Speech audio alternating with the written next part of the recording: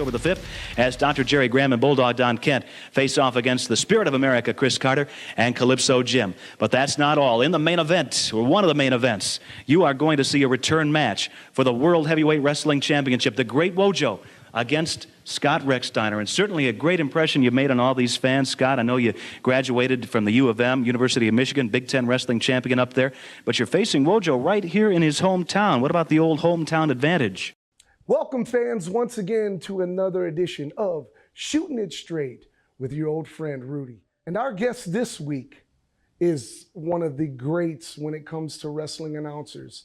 You think of guys like Gordon Soley. You think of guys like Jim Ross. You think of guys like the one and only Chuck Allen.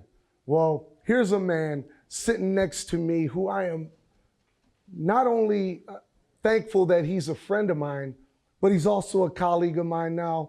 Of course, I'm talking about the IBW Hall of Famer and a man who's seen it all in this business for sure, the one and only Mr. Terry Sullivan. Terry, how are you? I am great. Thank you very much for having me.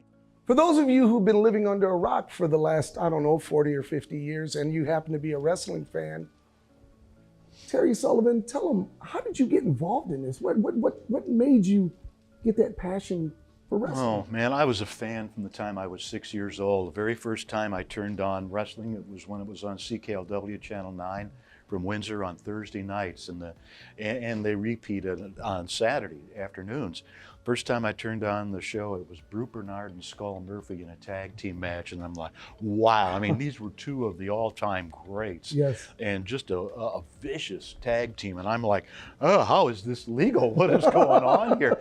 But I was hooked. Yeah. And parents didn't care too much for it, but I loved it. And there wasn't a whole lot happening at that particular time. Now we're talking back in the late 50s. Okay. And through the 60s, then Toledo started up again and started on TV. And I finally talked and cajoled my way to one of the matches at the Toledo Sports Arena. And then I was beyond hooked. I was utterly captivated. Also had an interest in broadcasting and thought, wow, I wish I could be a wrestling broadcaster. And Bob Finnegan came around, a guy with a radio background who befriended me, or me him. And I thought, wow, I just aspired to be Bob Finnegan. And long story short, I became friendly with the promoter there, Martino Angelo, who introduced me to Les Ruffin in Cincinnati, who sort of put a good word in with the office. And I started ring announcing when I was in college in 1970 in Dayton, Ohio, at this little union hall. Okay. And it all went from there. Within 6 months, I was doing TV at Cobo. Nice. Yeah. So you're from Toledo? Yeah. Okay, all right. Born and raised in Yep. Toledo. Okay. So some of I mean, everyone knows when you think of big time wrestling, and we're talking about, Mr. Farhad's business from the 60s and 70s and even a little bit in the 80s. Mm-hmm. How did you befriend Sheik? He wasn't a guy who was approachable, but not at all. I was told that you were one of his favorites, and that came from him telling me that. Yeah, he was an incredible person. I was always in awe of him whenever I was around him. It was almost like a dreamlike state. Am I really with this guy? Because he was always, from day one, bigger than life. He was always that, madman from Syria that he was in the ring. And I'd be walking down the street with him or sitting in a restaurant with him, and people staring at us, and I'm thinking, I can't believe that I'm here. But I mentioned Les Ruffin earlier. He got me started in Dayton. He was promoting Dayton, then got me a license in Cincinnati. They had a commission there, and gradually Les put in a good word for me with the Sheik. And one time he came to Dayton and saw me in action, and I guess he must have been impressed, because he started using me on television then shortly after that, and started talking to me. It was funny, we were just talking, and to have a conversation with the man put me in awe. I was like, whoa, he really talks. Yeah. My gosh, but I'll tell you this. Once you became friends with him, and you can attest to this. Oh, your family. Your family. Yeah. Your family. Absolutely. I remember Joyce, Miss Farhead, making hummus and everything up at the Kibbe. house. And, Sure. Goodness, Yeah. Yes. So fast forwarding to your time at Bruiser Bedlam. How did that come about? I'm sure you were friends with Jerry Jaffe, Dr. Jerry Graham Jr. Yes. He's from Toledo. Yes. In fact, he and I started around the same time through Martino Angelo, the promoter in Toledo. Martino Angelo trained Jerry to wrestle, and so they were tight. And I knew Jerry. I was already working when Jerry broke in as a referee in Toledo and the area.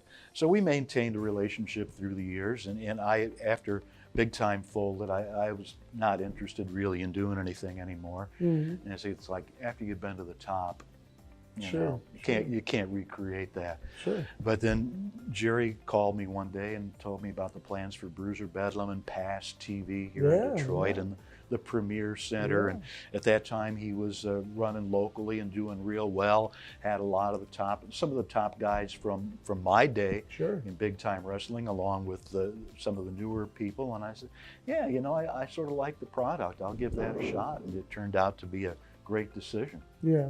Let me ask you this. Being involved in the wrestling business as long as you have, like I said, I'm sure you've seen everything, ups and downs and inside and outs. When you walked away from wrestling after Sheik folded, is it true that you became a radio DJ? Oh, yeah. For rock radio? I did, yeah. When I went to college, I went for communication, radio broadcasting, and got a job in Toledo in a rock and roll radio station. We were lucky enough, we were a whole new staff of people pretty much, at FM 104 WIOT in Toledo, and took it to #1. In fact, within 6 months, we were the #1 station in Toledo, and a rating which has never to this day been equal. I'm talking back in 77, 78. Sure. And so I was an on-air personality there, became a program director, did a little bit of everything. Nice. It was a great ride. Is it true that you're still involved in communications teaching? I was. Okay. I sort of evolved from radio to teaching radio at the University of Toledo. They had a student radio station there, and they wanted somebody to come in and sort of add a little structure and a background to it, professional background, and somebody to teach some classes as well. So I went in there and did that. I taught for 24 years and worked at the university for 33 years. Wow. I'm an old guy.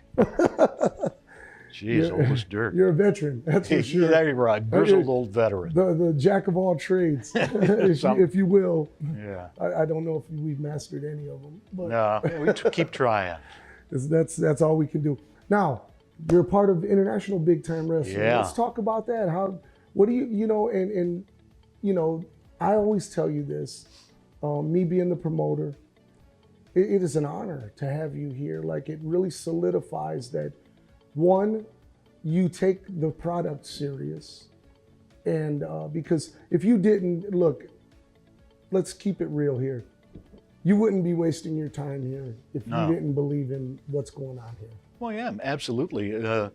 I mean, not blowing smoke at all, but I watched your product when I came up with Jerry Graham a few years ago for the Hall of Fame.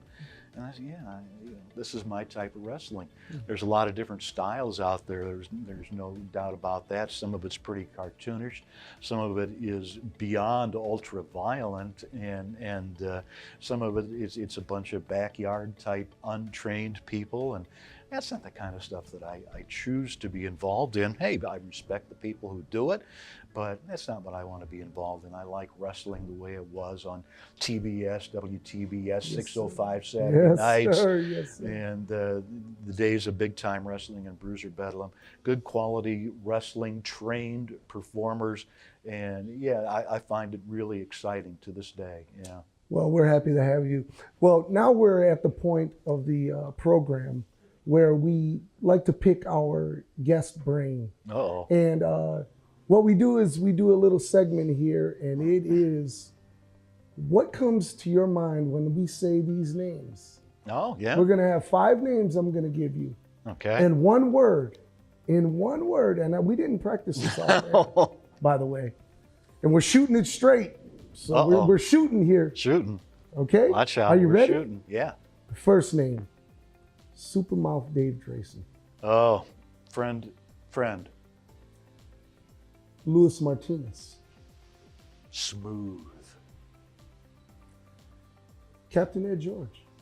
An enigma. Sabu.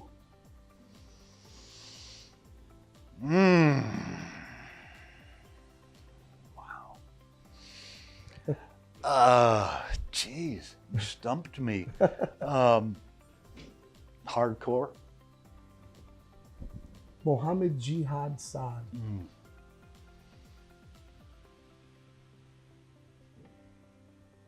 Underrated. Rudy Hill. Veteran. Well, there you have it. The one and only Mr. Terry Sullivan, a part of Shooting It Straight with Rudy. We'll be back next time, but until then, make sure you continue to watch The Fix on Fight TV, The Fix on roxtv.com, and The Fix over at Amazon Prime. Once again, we'll see you next time. Thank you. Thank you, man.